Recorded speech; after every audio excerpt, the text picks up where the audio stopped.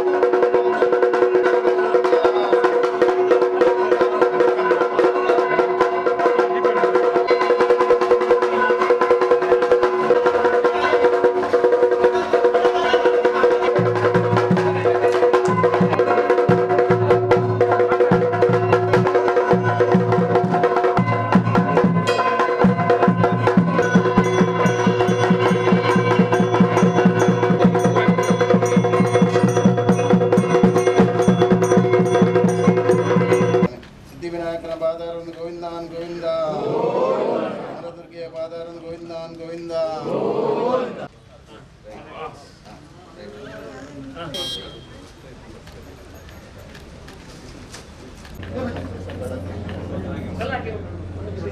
ಮಾಣಿಲ ಶ್ರೀಧಾಮದ ಮೋಹನದಾಸ ಪರಮಹಂಸ ಸ್ವಾಮೀಜಿ ಆಶೀರ್ವಚನ ನೀಡಿ, ಒಂದು ಕಾಲದಲ್ಲಿ ಕುಗ್ರಾಮವಾಗಿದ್ದ ಇಲ್ಲಿಯ ಕುಟುಂಬಗಳು ಬಹಳ ಕಷ್ಟಪಡುತ್ತಿತ್ತು.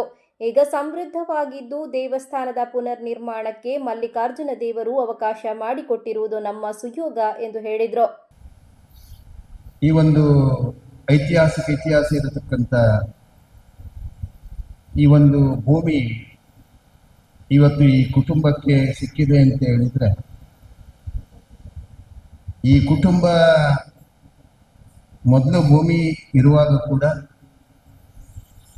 ಅನಂತರದ ದಿವಸದಲ್ಲಿ ಕೂಡ ಈ ಭೂಮಿ ಈ ಸ್ಥಿತಿಗೆ ಮುಟ್ಟುವ ಕಾಲಕ್ಕೆ ನಾವೆಲ್ಲರೂ ಯೋಚನೆ ಮಾಡಬೇಕು, ನಮ್ಮ ಕುಟುಂಬಸ್ಥರ ಆ ದಿನಗಳು ಹೇಗಿತ್ತು, ನಮ್ಮ ಕುಟುಂಬಸ್ಥರ ಈ ದಿನಗಳು ಹೇಗಿದೆ. ಇಂಥ ಒಂದು ಮಲ್ಲಿಕಾರ್ಜುನನ ಈ ಮಣ್ಣಿನ ಒಂದು ಇತಿಹಾಸವನ್ನು ಪುನರ್ನವೀಕರಣಗೊಳಿಸತಕ್ಕಂಥ ಶಿಯೋಗ ನಮಗೆಲ್ಲರಿಗೆ ಕೊಟ್ಟಿದ್ದಾನೆ ಭಗವಂತ ಮಲ್ಲಿಕಾರ್ಜುನ. ಅದರ ಜೊತೆಯಲ್ಲಿ ನಾವು ಯೋಗ್ಯವಂತರು, ಭಾಗ್ಯವಂತರಾಗಿದ್ದೇವೆ. ಇವತ್ತು ನಿಮ್ಮ ಕಾಲಕ್ಕೆ ಇದು ನವೀಕರಣಗೊಳಿಸುವಂಥ ಒಂದು ಕಾರ್ಯದಲ್ಲಿ ನೀವೆಲ್ಲ ಸಹಭಾಗಿತ್ವವನ್ನು ವಹಿಸಿದ್ದೀರಿ. ನೀವು ಸಕಪುರುಷರಾಗಿದ್ದೀರಿ, ನತದೃಷ್ಟರಾಗಬಾರ್ದು. ಶಕಪುರುಷರಾಗಿ ಇದು ಇತಿಹಾಸವನ್ನು ನಿರ್ಮಿಸತಕ್ಕಂಥ ಒಂದು ದೊಡ್ಡ ಕಾರ್ಯಕ್ರಮ, ಇದು ಬರೀ ಸಣ್ಣ ಕಾರ್ಯಕ್ರಮ ಅಲ್ಲ. ಆಗಿರೋದ್ರಿಂದ ನಮ್ಮ ಸಮಾಜದಲ್ಲಿ ಇವತ್ತು ಇಂಥ ಒಂದು ಉತ್ಕೃಷ್ಟವಾದಂಥ ದೇಗುಲ ನಿರ್ಮಾಣ ಆಗಿರ್ಬೋದು ಮಾಡುವಂಥದ್ದು, ಇದು ನಮ್ಮ ಯೋಗ ಭಾಗ್ಯ. ನಾನು ಗಮನಿಸ್ತಾ ಇದ್ದೆ, ಅಲ್ಲಿ ಶಿಲಾನ್ಯಾಸ ಆಗುವಾಗ, ಎಲ್ಲಿಯಾದರೂ ಶಿಲಾನ್ಯಾಸ ಆಗುವಾಗ ಮತ್ತೆ ಕೆಸರು ಮಾಡಬೇಕಂತಂದ್ರೆ ನೀರು ಬರಬೇಕು. ಇದು ಭೂಮಿಯಲ್ಲಿ ನೀರು ಉತ್ಪತ್ತಿ ಆಗ್ತಾ ಇದೆ. ಇದರ ಲಕ್ಷಣ ಏನು, ಈ ನಿಮಿತ್ತ ಏನು ಅಂತ ಹೇಳಿದ್ರೆ, ಇಲ್ಲಿ ಎಲ್ಲವೂ ಸಮೃದ್ಧವಾಗಿ, ಇಲ್ಲಿ ಯಾರೆಲ್ಲ ಮಲ್ಲಿಕಾರ್ಜುನ ಆರಾಧನೆ ಮಾಡ್ತಾರೋ ಅವರಿಗೆ ಸಮೃದ್ಧಿ, ಎಲ್ಲ ಯೋಗ ಪಂಚಭೂತದಲ್ಲಿ ನಿರ್ಮಾಣ ಆಗತಕ್ಕಂಥ ಈ ದೇಹಕ್ಕೆ ಯಾವುದೆಲ್ಲ ಅವಶ್ಯಕತೆಗಳು ಬೇಕಾ ಅದು ಸಮೃದ್ಧವಾಗಿ ಬೆಳಗಿ ಬರ್ತದೆ ಅಂತ ಅದರ ಸೂಚನೆ. ಕ್ಷೇತ್ರದ ಅಭಿವೃದ್ಧಿಯ ರೂವಾರಿ ಮಾಜಿ ಸಚಿವ ಕೃಷ್ಣ ಜೆ ಪಾಲೆಮಾರ್ ಅಧ್ಯಕ್ಷತೆ ವಹಿಸಿ, ನಾವು ಚಿಕ್ಕವರಿದ್ದಾಗ ಈ ಪ್ರದೇಶಕ್ಕೆ ನಡೆದುಕೊಂಡು ಬರುವುದೇ ಕಷ್ಟವಾಗಿತ್ತು. ಈಗ ಉತ್ತಮ ರಸ್ತೆ ಸಂಪರ್ಕ ಹಾಗೂ ಪ್ರದೇಶ ಅಭಿವೃದ್ಧಿಯಾಗಿದೆ. ದೇವಸ್ಥಾನದ ಪುನರ್ ನಿರ್ಮಾಣ ಕಾರ್ಯ 10 ತಿಂಗಳಲ್ಲಿ ಮುಗಿಸಿ ಏಪ್ರಿಲ್ಗೆ ಬ್ರಹ್ಮ ಕಲಶೋತ್ಸವ ಮಾಡಲು ನಿಶ್ಚಯಿಸಲಾಗಿದೆ ಎಂದು ಹೇಳಿದರು. ಇವತ್ತು ಎಲ್ರಿಗೊಂದು ಹುರುಪು ಉತ್ಸಾಹ ಬರುವಂತ ಒಂದು ಆಶೀರ್ವಾದವನ್ನು ಸ್ವಾಮೀಜಿಯವರು ಮಾಡಿದ್ರು. ಇದು ನಮಗೆ ಬೇಕಿತ್ತು. ಇವತ್ತು ಸ್ವಾಮೀಜಿಯವರ ಕೈಯಿಂದ ಇವತ್ತೊಂದು ಇಂಥ ಒಂದು ದೇಣಿಗೆ ಬಂದಿದೆ. ನಮ್ಗೆ ದೊಡ್ಡದ ಸಣ್ಣದ ಆ ವಿಚಾರ ಇಲ್ಲ, ಸ್ವಾಮೀಜಿಯವರೇ ನಮ್ಗೆ ದೇಣಿಗೆ ಕೊಡುವಂಥದ್ದು. ಇದು ಬಹಳ ದೊಡ್ಡದ್ದು, ಬಹಳ ಪುಣ್ಯದ ಕೆಲಸಕ್ಕೆ ಕೈ ಹಾಕಿದ್ರಿ ನೀವು ಅಂತ ಹೇಳುವಂಥದ್ದ ಸಂಕೇತವನ್ನ ಸ್ವಾಮೀಜಿಯವರ ಮುಖಾಂತರ ದೇವರು ನುಡಿಸಿದ್ರು. ಇಂಥ ಅವಕಾಶ ಇವತ್ತು ನಿಮ್ಗೆ ಮಾತ್ರ ಸಿಕ್ಕಿದೆ. ಈ ಸಾವಿರಾರು ವರ್ಷಗಳ ಕಾಲ ಈ ದೇವಸ್ಥಾನ ಬಾಳಿಕೆ ಬರುವಂತಹ ದೇವಸ್ಥಾನವನ್ನ ಇವತ್ತು ನಿರ್ಮಾಣ ಮಾಡ್ತಾ ಇದ್ದೇವೆ. 6.5 ಕೋಟಿಗೂ ಮಿಕ್ಕು ಖರ್ಚು ಮಾಡಿ ಇವತ್ತು ದೇವಸ್ಥಾನವನ್ನು ಮಾಡ್ತಾ ಇದ್ದಾರೆ. ಅದಕ್ಕೆ ನೀವೆಲ್ಲರೂ ಇವತ್ತು ಇದು ನಿಮ್ಮ ಪುಣ್ಯದ ಫಲ, ಪೂರ್ವಜರು ಮಾಡಿದ ಪುಣ್ಯದ ಫಲದಿಂದ ಇಂಥ ಒಂದು ಕೆಲಸ ನಿಮ್ಗೆ ಮಹತ್ತರ ಕಾರ್ಯದಲ್ಲಿ ಭಾಗವಹಿಸ್ಲಿಕ್ಕೆ ಸಾಧ್ಯ ಆಯ್ತು. ಅದರಿಂದ ನೀವು ಇವತ್ತು ಭಾಗವಹಿಸಿದ್ರಿ.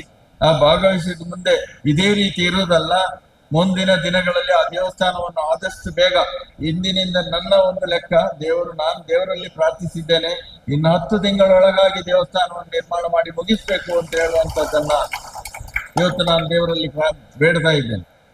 ಮುಂದಿನ ಏಪ್ರಿಲ್ ತಿಂಗಳಲ್ಲಿ 1990ನೇ ಇಸ್ವಿಯಲ್ಲಿ ಪ್ರಥಮ ಬ್ರಹ್ಮಕಲಶ, 2005ರಲ್ಲಿ 2ನೇ ಬ್ರಹ್ಮಕಲಶ, 2027ರಲ್ಲಿ 3ನೇ ಬ್ರಹ್ಮಕಲಶ ಮುಗಿಯಬೇಕು, ಆಗಲೇಬೇಕು ಅಂತ ಹೇಳುವಂಥದ್ದು ನಮ್ಮೆಲ್ಲರ ಒಂದು ಛಲ ನಿಮ್ಮೆಲ್ಲರಿಗೆ ಬರಬೇಕು. ನಮ್ಮೆಲ್ಲರ ಆಸೆ ಇರ್ಬೋದು, ನನಗೂ ಆಸೆ ಇರ್ಬೋದು, ಆ ದೇವರು ಹೇಗೆ ನಡೆಸ್ತಾರೆ ಗೊತ್ತಿಲ್ಲ, ಆದ್ರೆ ಆ ಛಲ ನಿಮ್ಮದು, ಬಲ ದೇವರು. ಆ ಬಲ ದೇವರು ಕೊಟ್ರೆ ನಿಮ್ಗೆಲ್ಲ ಛಲ ಸಕ್ಸಸ್ ಆಗುತ್ತೆ. ಜೀರ್ಣೋದ್ಧಾರ ಸಮಿತಿ ಕಾರ್ಯದರ್ಶಿ ಹರಿಪ್ರಸಾದ್ ಜೆ, ಮಾಜಿ ಕಾರ್ಪೊರೇಟರ್ ವೀಣಾ ಮಂಗಳ, ಕ್ಷೇತ್ರದ ಆಡಳಿತ ಮುಕ್ತೇಸರ ಶಿವಾನಂದ ರಾವ್, ಜೆ ಜಗದೀಶ್ ರಾವ್, ಜೆ ಕೊರಗಪ್ಪ, ಜೀರ್ಣೋದ್ಧಾರ ಸಮಿತಿ ಅಧ್ಯಕ್ಷ ರಾಧಾಕೃಷ್ಣ, ಟ್ರಸ್ಟಿಗಳಾದ ನವೀನ್ ಚಂದ್ರ, ಸುಧೀರ್, ಕೋಶಾಧಿಕಾರಿ ಸಂತೋಷ್, ಪ್ರದೀಪ್ ಪಾಲೆಮಾರ್ ಮತ್ತು ಪ್ರಸನ್ನ ಪಾಲೆಮಾರ್ ಉಪಸ್ಥಿತರಿದ್ದರು. ಯೋಗೇಶ್ ಶೆಟ್ಟಿ ಜಪ್ಪು ಸ್ವಾಗತಿಸಿ ಕಾರ್ಯಕ್ರಮ ನಿರೂಪಿಸಿದರು. ಕ್ಷೇತ್ರದ ಉಪಾಧ್ಯಕ್ಷ ಜೆ ಕೆ ರಾವ್ ವಂದಿಸಿದರು.